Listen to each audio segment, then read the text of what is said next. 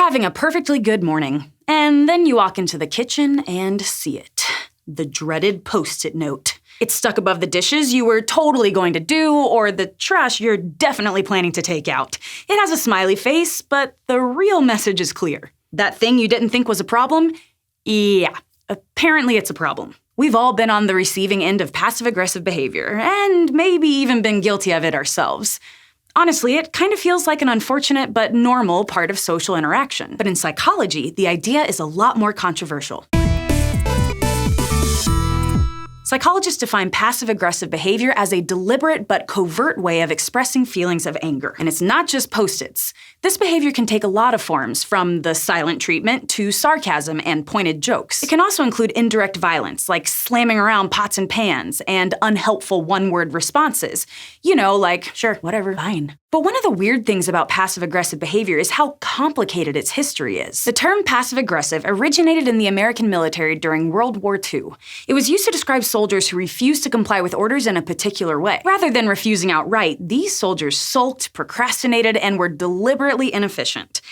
And yes, it annoyed the heck out of the officers. So, when the first edition of the Diagnostic and Statistical Manual of Disorders, or DSM, was published in 1952, psychologists basically just copied and pasted this stuff in and called it passive-aggressive personality disorder. And at the time, it seemed to be a pretty good working definition of a real condition. In 1966, passive-aggressive personality disorder was diagnosed in 3% of patients in public psychiatric hospitals, and 9% of those who visited outpatient clinics, where people don't stay overnight. But by the time the fourth edition of the DSM was published, it had become more controversial. It ended up getting pulled from the main text, put into the appendix, tweaked, and renamed negativistic personality disorder. And in the DSM-5, it no longer appears at all. But psychologists still argue about it. Some papers even have dramatic titles like The Demise of a Syndrome. Those who criticize the idea of passive-aggressive personality disorder think one of the big problems is that there's a difference between being frustrated by an annoying behavior and pathologizing it. They argue that it's a response to certain situations, not an ingrained personality trait. Plus, they think the disorder overlaps too much with other personality disorders and focuses on too narrow of a set of behaviors. And then there's the fact that there aren't a whole lot of direct studies observing and measuring it.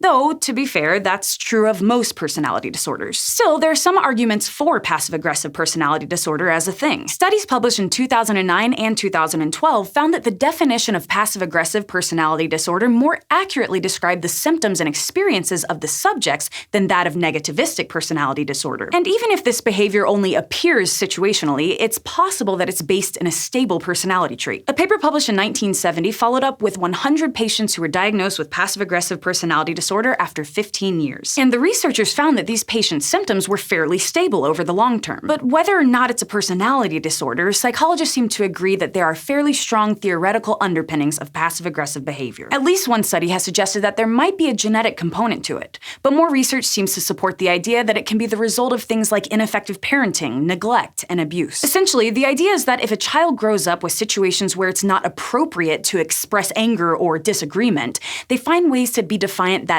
are socially acceptable and won't result in bad consequences. Along these lines, a 2003 study had 62 heterosexual couples keep daily diaries for 3 weeks. And the researchers found that people who were more sensitive to rejection were more likely to use passive strategies in a disagreement. Specifically, those people were more likely to stay silent to avoid arguments, to withdraw rather than expressing hostility, and to be less loving to their partners after they argued. So it seems like there are some consistent reasons why people might act passive-aggressively. That said, all this isn't great. Although passive-aggressive behavior may help in certain situations, in most cases it's a frustrating and unproductive way to deal with conflict. So what can you do about it? In terms of therapy and treatment, there isn't enough research right now to say whether counseling can really help people whose lives are seriously impacted by their passive-aggressive behavior. But for passive-aggressiveness in your day-to-day life, psychologists do have a few pointers. You can pay attention to whether you might be triggering this kind of response by getting extremely upset or being passive-aggressive yourself. And you can also try actively encouraging open, honest conversations. But mostly, more research needs to be done to better understand passive-aggressive behavior and to settle the debates once and for all. Thanks for watching this episode of SciShow Psych. If you want to learn more about behaviors that can be not so great in relationships, check out our episode on codependency.